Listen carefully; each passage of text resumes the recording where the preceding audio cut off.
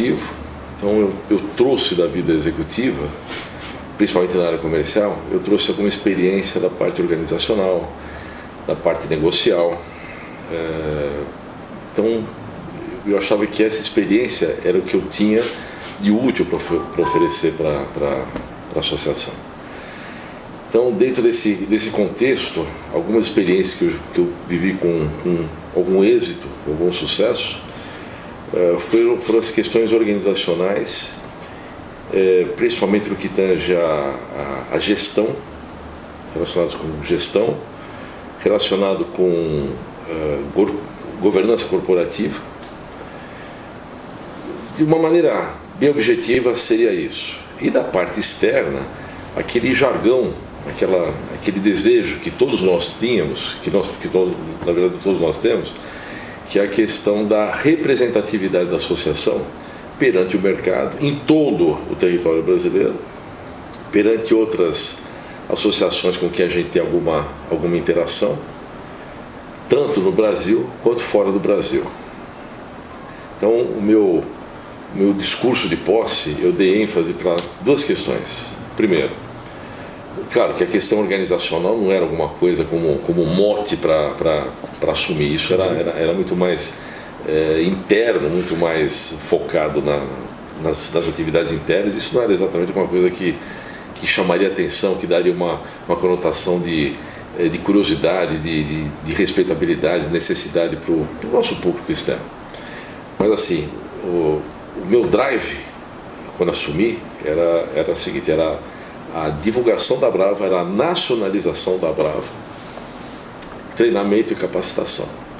E nessa nacionalização da Brava, tornar a Brava reconhecida nacionalmente e internacionalmente, fortalecendo os vínculos internacionais, no caso, era manter contatos, manter parcerias, divulgação com outras entidades com as quais a gente tivesse alguma sinergia. E treinamento e capacitação, porque eu já estava vivenciando aquela situação de que era o início da crise. Em 2016 a gente já estava vivendo a crise de uma maneira bastante intensa e muitas empresas, infelizmente, tiveram que demitir bons funcionários, bons profissionais, e isso poderia causar um vácuo, poderia criar um buraco no mercado de uma maneira em geral. Infelizmente isso está se constatando.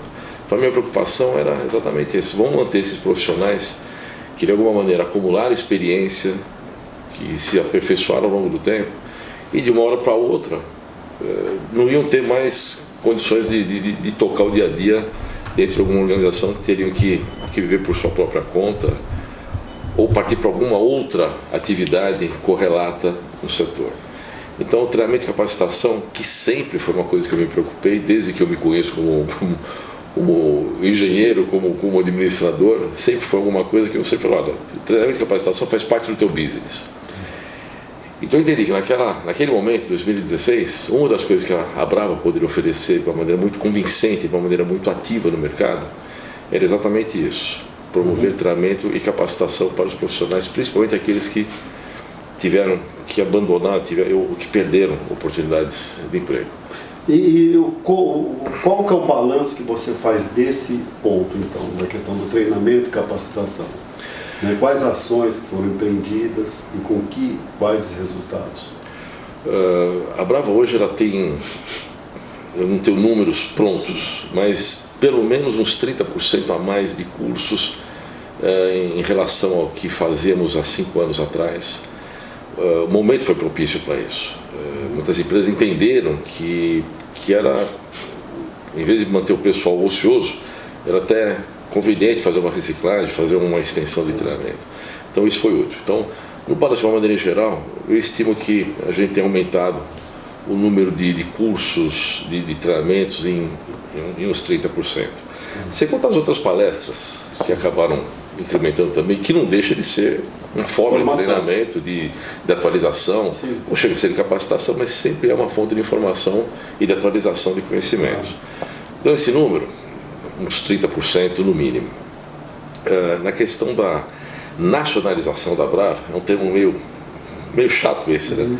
A Brava é uma associação nacional que tem mais de 56 anos de existência, mas sempre teve alguma dificuldade em ter alguma interação com algumas regiões. Natural, pela extensão do Brasil, até pela dificuldade que o mercado próprio oferece. Então, o compromisso de fazer dessa maneira me deu a oportunidade de abrir as regionais de Pernambuco, da Bahia, converter a antiga regional Nordeste, que estava baseada naquela época em Fortaleza, nós convertemos na regional Ceará. A regional de BH, de Belo Horizonte, regional de Minas, baseada em BH, foi uma grata surpresa, porque ela já existia há mais de 20 anos e sempre existiu entre os colegas, os gestores anteriores da Brava, uma dúvida de qual era a efetividade da atuação dos nossos colegas em BH. Foi uma grata surpresa, porque eu confesso que eu estava até em dúvida se ela deveria continuar existindo ou não. E num bate-papo, numa conversa que eu fiz lá pessoalmente, que eu fui visitá-los, teve um efeito multiplicador sensacional. A regional de BH tem realizado eventos, tem promovido atividades surpreendentes, com resultados espetaculares. É um grande exemplo para a gente. Então, eu atribuo isso, nessa nacionalização, a abertura dessas 3 regionais novas, o fortalecimento da BH, da regional de BH, e mais as outras interações que a gente começou a fazer. Nós participamos de alguns comitês, o GTSP, que está lá na Fiesp, que hoje é liderado pelo Trombini, pelo Carlos Eduardo Trombini. Nós fazemos parte desse grupo, nós somos uma entidade membro fundador desse grupo. Participamos da ABRAINC, a Associação Brasileira de Incorporadoras e Consultoras. Eles lideram uma movimentação onde eles trouxeram vários parceiros que têm alguma sinergia na atuação do mercado de construção civil, e nós temos relação direta com esse mercado. A gente tem participado também. Temos participado, conseguimos fortalecer um pouco mais a nossa atividade no ICARMA, no FAIAR. O FAIAR aconteceu uma coisa interessante. O FAIAR é a Federação das Associações Ibero-Americanas. Aconteceu um fato curioso. O Vadi tinha assumido a presidência da FAIAR em janeiro de 2016. Certo. Em 2016 aconteceria aí toda essa transição, né? Foi quando eu assumi. E eu já cantei a bola naquele momento. Olha, eu vou ficar como presidente da FAIAR e eu deverei assumir a presidência da Brava em junho de 2016. E eu acho que para fazer um bom trabalho nas duas entidades, é melhor que o Vadi continue como presidente, que não transfira automaticamente a presidência do Vadi para mim. E na FAIAR isso soou assim de uma maneira estranha. Falei, poxa, como assim? Você vai abrir mão da presidência da FAIAR? Falei, sim, eu vou pro bem da FAIAR e pro bem da Brava. Sabe? E eu sei que eu posso contar com o Vadi. O Vadi foi um parceiraço, sabe, de altíssimo grau, de altíssimo nível. E ele ficou como presidente da FAIAR. Tanto é que depois ele foi o presidente do Combrava, quando aconteceu o Congresso Ibero-Americano. E eu acho que foi uma decisão correta naquele momento, sabe? Entre aspas, abrir mão da presidência da FAIAR, para mim não foi difícil. Não sei se outros teriam feito isso, mas eu estava pensando efetivamente no bom resultado, tanto da gestão da Brava e da FAIAR. E o Vadi foi sensacional nesse aspecto, foi um grande parceiro. Outras entidades que a gente vem estabelecendo contatos, que a gente vem aumentando a nossa interação, o Grupas, o Abrafac, Associação Brasileira de Facilities, o Grupas é o grupo de gestores, né, de facilities. Então isso tudo está nos permitindo ter uma visibilidade, uma interação interessante junto a essas outras entidades, que nos reconhecem de uma maneira efetiva como os guardiões do setor AVACR. Né? Claro que a gente tem entidades parceiras muito fortes, muito ativas, como Asbrave, Amprac, o Sindratais de São Paulo, Rio de Janeiro, Pernambuco, Bahia, são todos parceiros que têm ajudado a compor de uma maneira mais sensata, de uma maneira mais assertiva, tudo aquilo que acontece no mercado de ar-condicionado. Okay. E isso tudo também se reflete no Comitê Nacional de Climatização e Refrigeração. A Abrava é membro fundador. Né? A gente vem fazendo atividades em conjunto já desde, faz 3 anos que estamos em atividade. Então essa interação com todas essas entidades nos permite interagir, que nos permite opinar, aprender também dessa maneira. Então acho que se eu pudesse falar em legado da minha gestão, eu acho que seria isso, sabe? A questão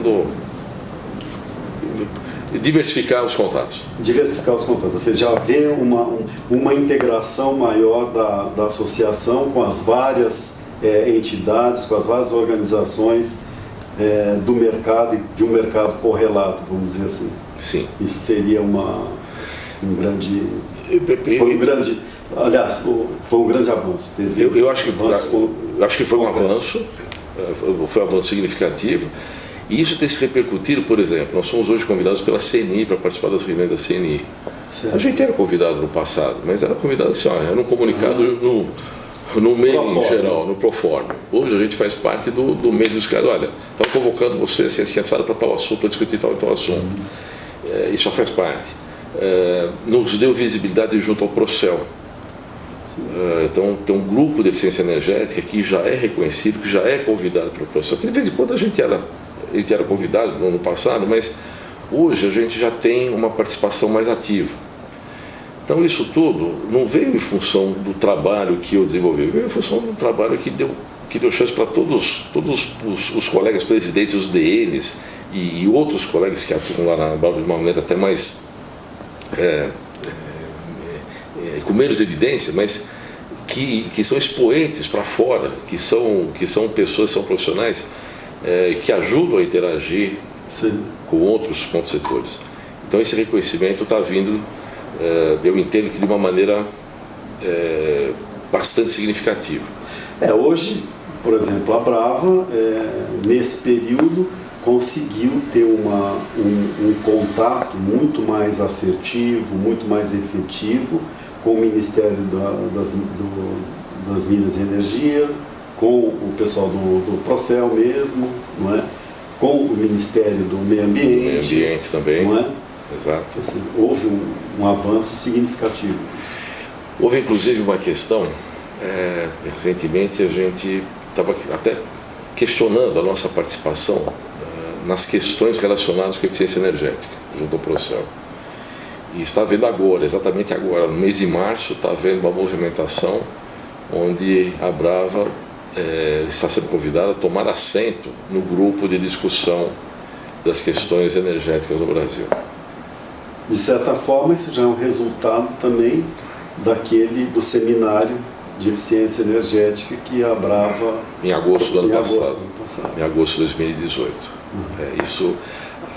Aquele seminário ele começou a ser tratado no final de 2017. E o Procel queria que a Abrava fizesse um evento. Na verdade, eles queriam fazer o evento com o apoio da Abrava. Aí chegou um momento que eles falaram, não sabemos fazer, não vamos conseguir fazer. Aí passaram o bastão para a gente. Falaram, deixa com a gente, vamos fazer. Então ali, foi bem lembrado, aquele momento foi o start de um relacionamento num degrau acima, onde nós não somos mais convidados somente, nós estamos sendo participantes das questões relacionadas com a eficiência energética. E o mais bacana disso tudo é que uma coisa leva a outra, né? Você vê os colegas interagindo dentro dos DNs, dos departamentos nacionais, e você vê que isso é motivador. E isso não passa despercebido. Então o Procel tem percebido as nossas movimentações, tem percebido com que entusiasmo as coisas estão acontecendo, e o engajamento